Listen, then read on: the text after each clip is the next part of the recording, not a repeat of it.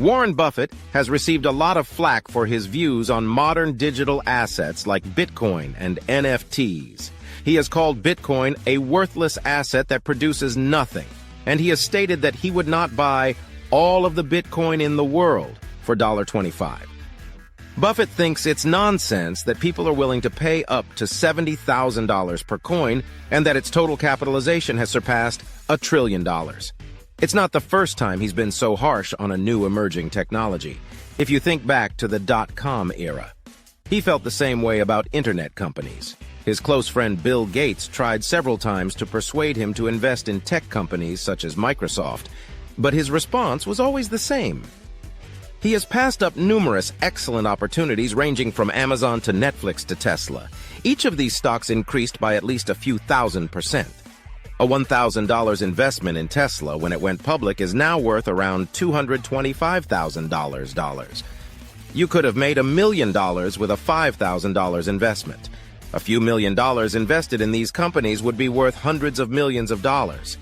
Despite the fact that he has squandered numerous opportunities, his net worth exceeds $100 billion at a time when the economy is in recession and the stock market is in freefall.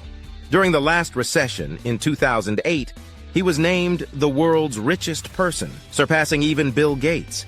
Aside from crypto, technology, and NFTs, Warren Buffett has always avoided the housing market. Warren Buffett, believe it or not, never invests in real estate. He has only ever bought one piece of real estate, the house he bought in 1958 in Omaha, Nebraska, for $31,500. Roughly $285,000 in 2020 dollars, and has lived in since then. So the natural question is, why does history's most successful investor never invest in real estate?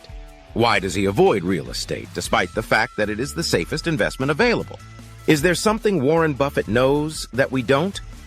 We'll answer all these questions and more, but first, give this video a thumbs up and let's find out. You can criticize Warren Buffett's investment strategies all you want, but that won't change the fact that his dedication to his strategy has resulted in him outperforming the S&P 500 by 84% over the last 20 years, making him the most successful investor of all time.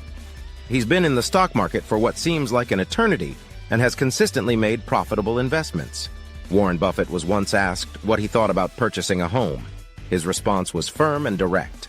Buy a house if you know you'll be staying in one place for an extended period of time. In fact, he said, a 30-year mortgage is the best instrument in the world. If it's such a good investment, why does he always avoid real estate, even after the housing bubble burst? Why didn't Buffett invest in real estate when he had so much money and knew the housing market would rise sooner or later? There are numerous reasons for this. Let's begin with the first.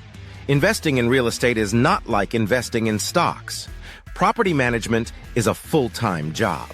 One property may not be a big deal when it's just a side hustle, but when it grows to multiple properties, it becomes a full-time business. Just because you own a property does not mean you will always be able to rent it out. However, you must continue to make your mortgage payments. Second, something always breaks down. A property must be maintained, and during a crisis, you may not be able to rent it out for an extended period of time. That is not to say it is a bad business. It simply means that it is a business. That means you must devote an equal amount of time to managing it. That is why Warren Buffett avoided real estate, because he understands that his time is limited and that investing in real estate would mean he would have much less time to look for great investments.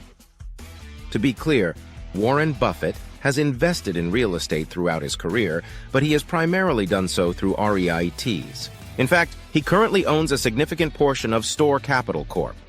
It is a publicly traded real estate investment trust in the United States, a real estate-focused investment fund.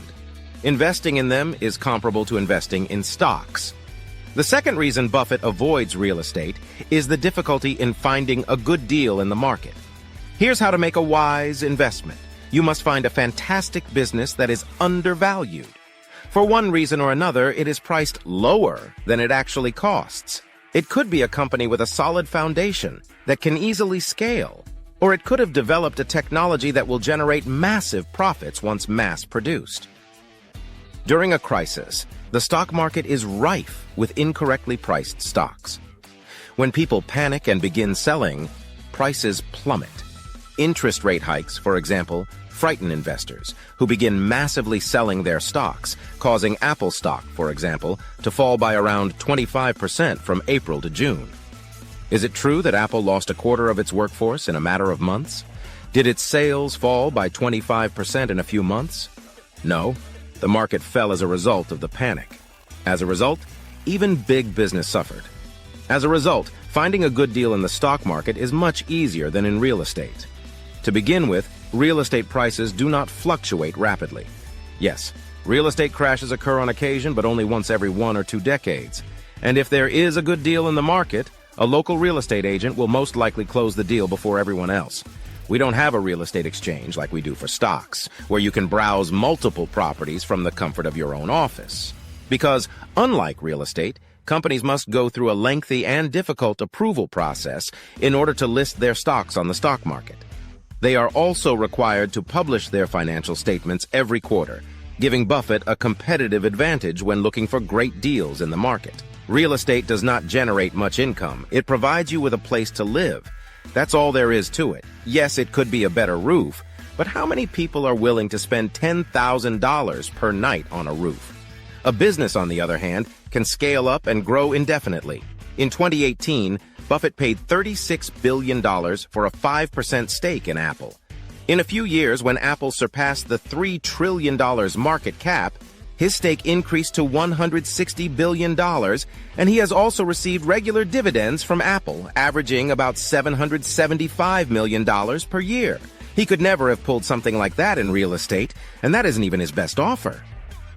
Buffett paid $25 million for See's Candy Company in 1972, and the company has returned $1.35 billion to Berkshire Hathaway since then. Even after accounting for Berkshire's $32 million investment in the company over the years, this is an exceptional return on investment. The third reason is that the stock market simply has more money than the real estate market. It's a simple fact. As of 2021, the U.S. real estate market is worth approximately $3.7 trillion. The stock market, on the other hand, is worth approximately $93 trillion. The stock market includes the housing market. That is why there isn't a single real estate investor among the world's top 10 richest people. They have all invented something or started some sort of business. Shao Qi, a 91-year-old real estate magnate who is the 29th richest person in the world with a $28.6 billion net worth, is the richest real estate investor. He is more than just an investor. He is a Hong Kong-based real estate developer. Donald Bren is the richest real estate developer in the United States, with a net worth of only $17 billion. Despite all of the opportunities in the stock market, Buffett intends to make the most of his time and skills. Why would he invest in real estate when he can make over $1 billion in the stock market? His dedication to his strategies and principles is what made him so successful in the first place. He never switches assets just because it's hyped. Perhaps the most important lesson we can take from him is this. Buying a house is a good decision if you intend to live somewhere for a long time, but getting into real estate is a business, and the question is whether you want to start one. If the answer is no because you are already in another business, there is no point in getting into one in which you are neither competent nor passionate. That's all for now. Thank you for watching, and I hope to see you in the next one.